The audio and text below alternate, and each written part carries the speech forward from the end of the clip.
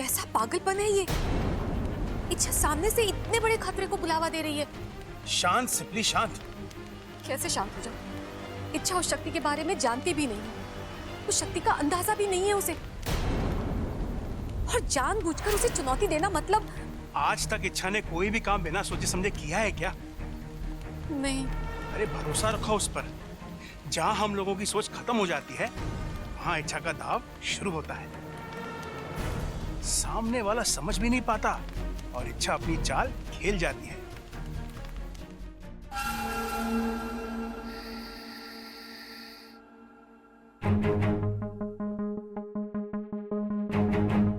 भाई रास्ता साफ है, छोटा जहाज भी कहीं दिखाई ना दे रहा है। चलो। कहाँ जा रहे हो? अरे टाइटैनिक, चल बीच में सर, भाई को अंदर जाना, चल। अंदर जाना मना है। अरे अपू बेटा, तू देख ना राके, भाई ने हेलमेट पहन रखा है। अब ना भाभी भाई का चेहरा देख पाएंगी, ना भाई भाभी का। चल हट बीच में से। अरे लेकिन पापा की आंखें तो खुली है ना। अरे बस इतनी सी बात। भाई की आंखों में पट्टी बांध देंगे हम। आंखों पे पट्टी बांध के पापा मम्मी की मेहंदी कैसे देखेंगे? हंडी? अरे अपू, हंडी देखनी होती तो यहाँ क्यों आता? रसोई में जाता ना। अरे भाई, घर की हंडियों में किसको इंटरेस्ट है? आपको अच्छी अच्छी हंडियां देखनी है तो मार्केट में नए नए डिजाइन की हंडियां आई हैं, चलो। अरे पापा, मैं हंडी की नहीं मेहंदी की बात कर रहा हूँ। आंखों पे पट्टी बांध के आप मम्मी की मेहंदी कैसे देखेंगे? जवाब दे। भाई ये बात तो मैंने सोची ना। ओ भाई, आप एक काम करो, आप भाभी के कमरे में ना गर्दन झुका के चले जाओ। भाभी की मेहंदी देखकर वापस चले आना। चने खाना? अरे चने खाने का समय ना है अभी तो मुझे सिर्फ ममता की मेहंदी देखनी है। अरे चने खाने को ना कह रहा हूं मैं कह रहा हूं वापस चले आना। चलो अभी अंदर। नहीं, मैंने कहा ना नहीं मतलब नहीं। दादी ने पापा को मम्मी के बचाने से मना किया ना। अरे टाइटैनिक, तू समझ ना रहा है। दादी ने कहा है चेहरा देखने से पति पत्नी के बीच में दीवार खड़ी हो जाती है, हाथ देखने से कुछ ना होवे। चलो भाई। और अगर हो गया तो?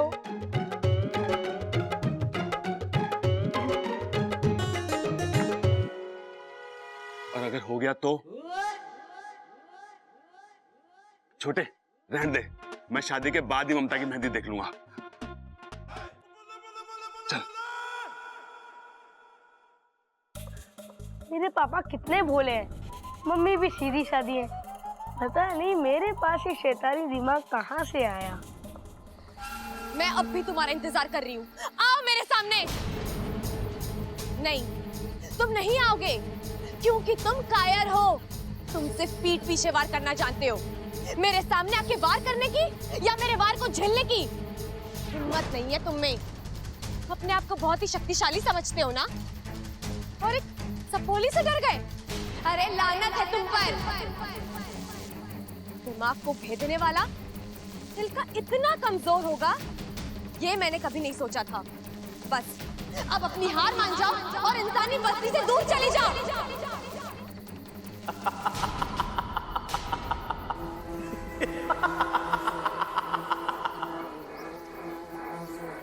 जो हार जाए वो बुद्धिराज नहीं। कौन हो तुम और क्या चाहते हो मुझसे? तुम्हारा विनाश।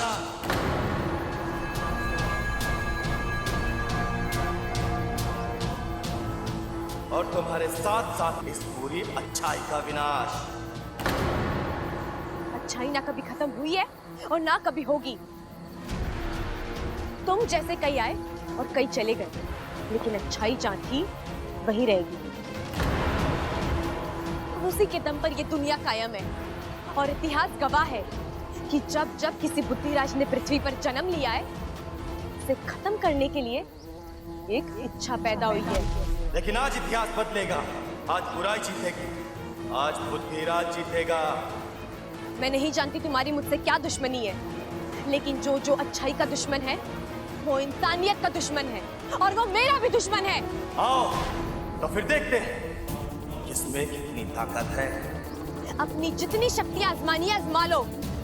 मैं यहाँ तुम्हारे सामने कवच की तरह खड़ी रहूंगी और तुम मुझे भेद कर नहीं जा सकते।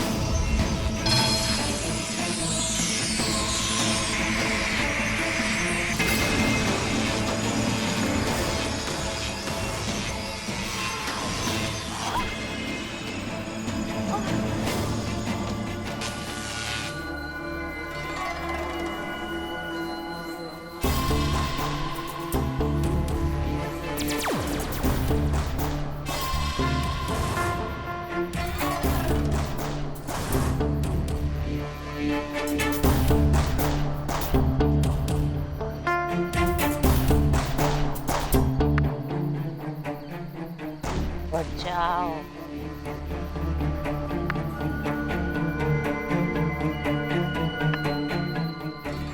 उठो।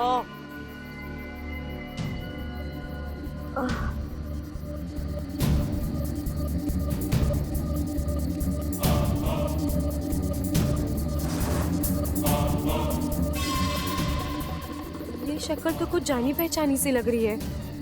कहाँ देखा है मैंने इसे?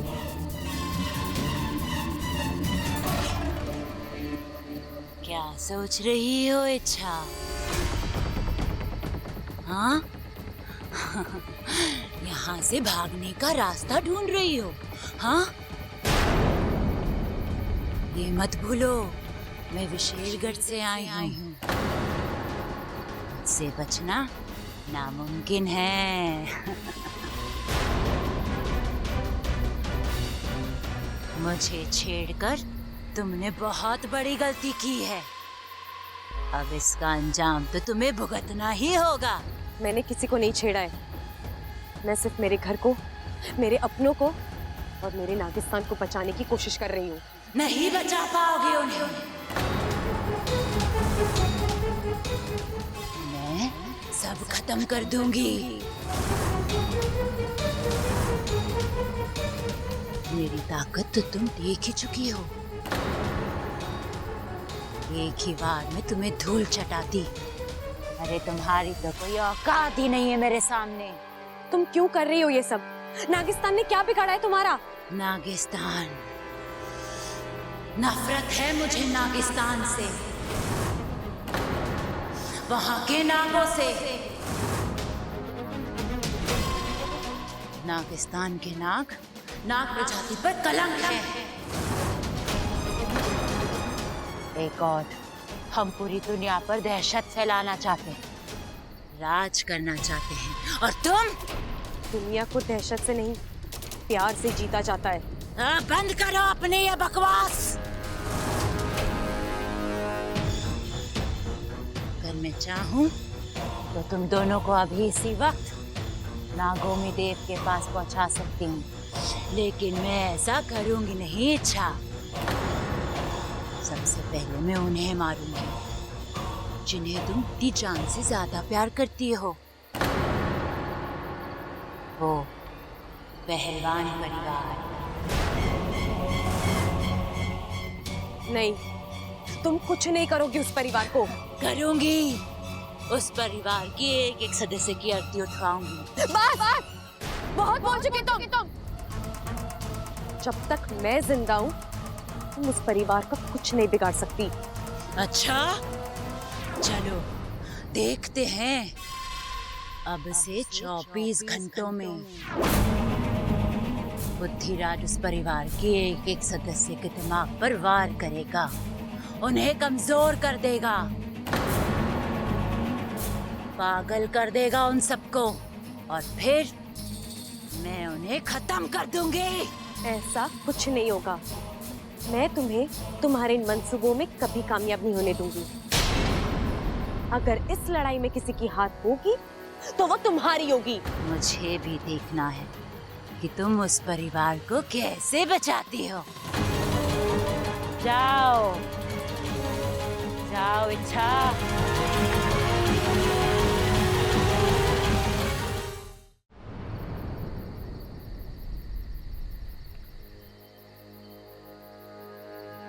उफ, जिसका डर था वही हुआ।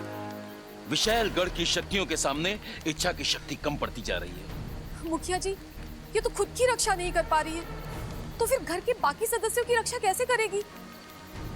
हम सब भी ना अपनी शक्तियां उसे दान कर देते हैं, शायद हमारी शक्तियां उसे बचा पाए।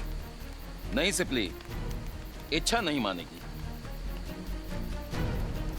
ये चुनौती उसने दी है और ये उसकी अपनी लड़ाई है।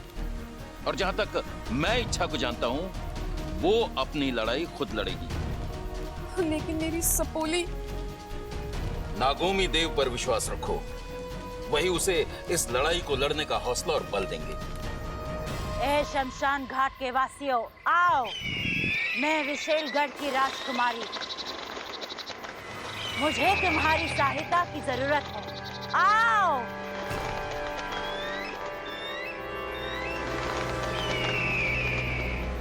अभी इसी वक्त विशेलगढ़ जाओ, मेरा एक संदेशा पहुंचाओ। हम बहुत जल्द नागिस्तान पर हमला करने वाले हैं।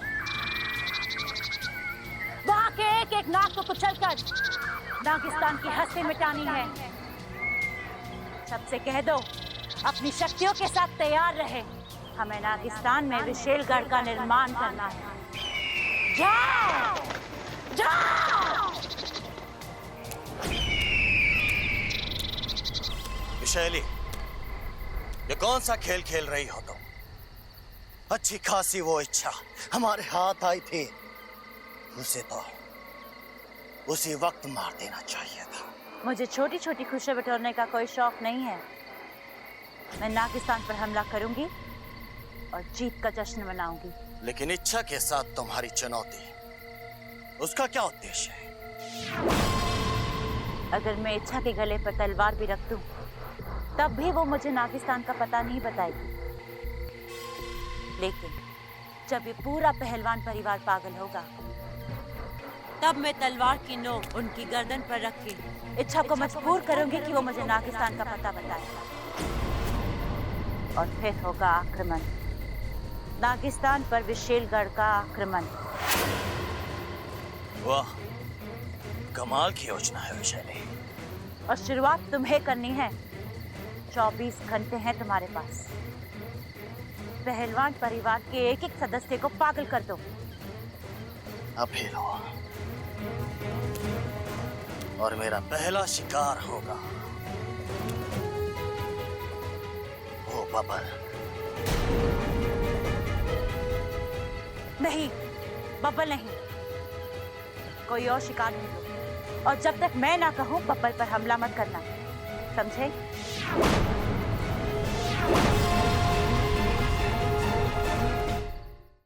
भाई मैंने 200 की लड़ी मंगाई थी, घी के कनस्तर बनाए थे, वो कहाँ हैं? शादी के बाद भेजेगा क्या? अब भेज, जल्दी भेज। हो प्रबल साहब अपनी शादी की तैयारी खुद ही कर रहे हैं। अच्छा है भाई, दाद देनी पड़ेगी तेरी हिम्मत की। क्या नसीब वाला है तू, लोग एक शादी नहीं झेल पाते और तू दो दो कर रहा है। पिताजी शादी दूसरी है, पर बीवी तो पहली वाली है ना। अरे बेटे, ऐसे हालातों में तो और मुश्किल हो जावे है। मैं तो अपनी पहली शादी को बुरा सपना समझकर भूलने की कोशिश कर रहा हूँ। क्या है? क्या? हाय हाय, आज कह रहे हो पहली शादी को भूलने की कोशिश कर रहा हूँ, कल को कहोगे मुझे भूलने की कोशिश कर रहा हूँ, परसों कहोगे खुद को भूलने की कोशिश कर रहा हूँ, और तरसों बोलोगे हम आपके हैं कौन? बताओ। बस, ये तो तेरी बातें ठोकने की आदत है ना, इस पे बड़ा प्यार आवे है मुझे। इन्हीं बातों पर फिदा होकर तो मैंने तुझसे शादी करी थी। अरे पगली, तुझे तो बस मैं ही झेल सकूं। आज क्या करो, अम्मा जी आ जाएंगी। आने दे माँ को। ये खड़क प्रताप सिंह किसी से नहीं डरता। ए खड़क, क्या कर रहा है तू? बस कर। माँ माँ माँ माँ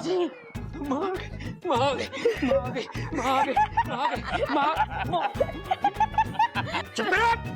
तुम लोग हंस क्यों रहे हो? अरे दादाजी, वो दादी नहीं, मैं था। अपने दादा के साथ मजाक करता है? अरे नाना पिताजी, अप्पू तो सिर्फ मजाक कर रहा था।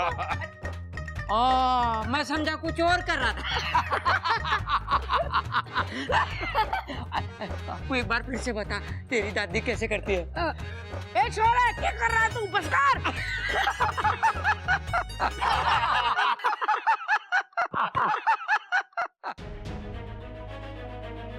कितना हंसता खेलता प्यारा घर है, कितने खुश हैं सब लोग। और वो विशेलगढ़ वाली नागिनी से नहीं, मैं इस घर पर कभी कोई आंच नहीं आने दूंगी, कभी नहीं।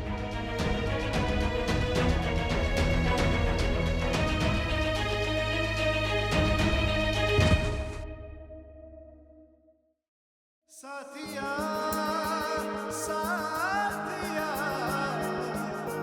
मेरे साथिया।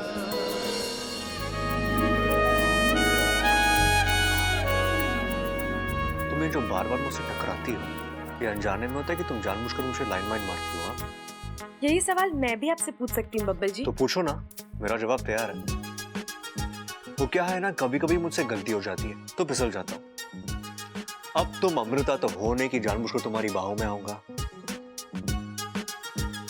अमृता की बाहों में जो सुकून है ना, वो तुम्हारी बाहों में गा। बब्बल जी, मेरा मूड वैसे ही बहुत खराब है, आप मुझसे उलझेंगे ना तो मैं तो क्या कर लोगी?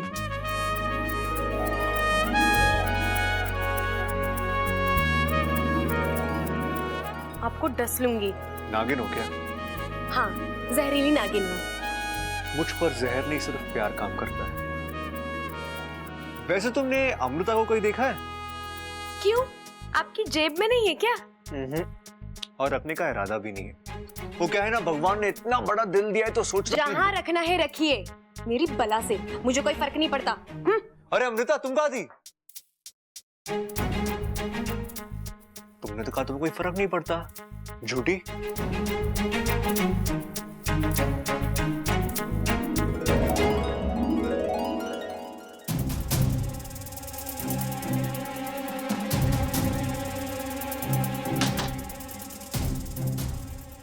जी जानबूझकर कर रहे हैं ये सब, उन्हें पता है मुझे तकलीफ होती है, फिर भी। क्या बात कर रही हो? बब्बल को तुम्हारी तकलीफ के बारे में पता चल गया? तुमने उससे बुद्धिराज के बारे में तो नहीं बताया? अरे वाकू, मैं इस तकलीफ की बात नहीं कर रही हूँ। फिर और कौन सी तकलीफ है तुम्हें? छोड़ वो सब, फिलहाल हम ये सोचते हैं कि हमें उस विशेलगढ़ की नागिन और बुद्धिराज से कैसे निपटना है। ये चुनौती आसान नहीं है इच्छा। मैं जानती हूँ, हम जिससे लड़ रहे हैं वो एक भंवरा है, एक ऐसी शक्ति जिसकी किसी भी चाल का हमें कोई अंदाजा नहीं है। सालों पहले मुखिया जी ने मुझे एक धूमकेतु की कहानी सुनाई थी, जो कभी भी कहीं से भी प्रकट हो सकता है। ये बुद्धिराज भी उसी धूमकेतु की तरह, जो अचानक भन्नाता हुआ आएगा और किसी के भी दिमाग को भेद देगा। कैसे रोकोगी इसे तुम?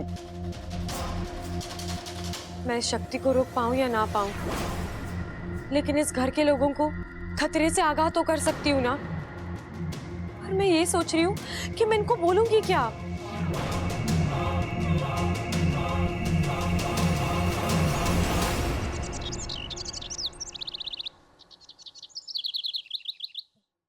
ना ना ना, वो ना जिसमें मैसेज फ्री हो ना, वो वाला पैकेज एक्टिवेट कर।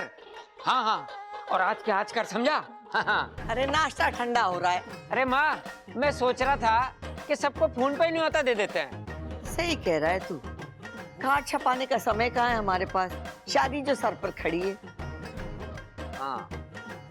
अच्छा सुनिए सुनिए, मुझे आप सबसे एक बहुत जरूरी बात करनी है। क्या बात है छोरी, तू तो बड़ी टेंशन में लग रही। टेंशन वाली तो बात है अंकल जी, मैंने अभी अभी टीवी पे देखा है, हमारे गांव में एक जहरीला भंवरा दिखा है, और जब वो इंसान को काटता है तो उसकी जान ही निकाल लेता है। शान? अरे पहलवानों की शान इतनी सस्ती ना है कि कोई भी हरा गहरा कम कर दे।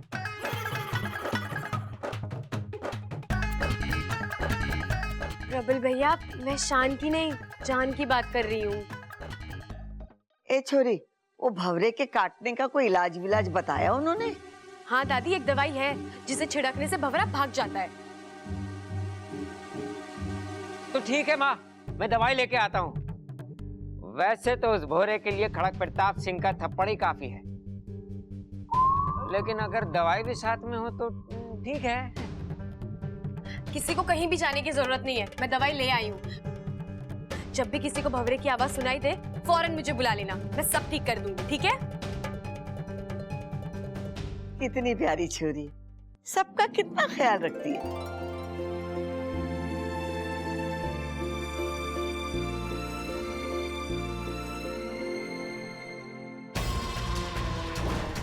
कोशिश तो तुम्हारी अच्छी है अच्छा, लेकिन इसका कोई फायदा नहीं होगा। अब बुद्धिराज के कहर को तुम नहीं रोक पाओगे।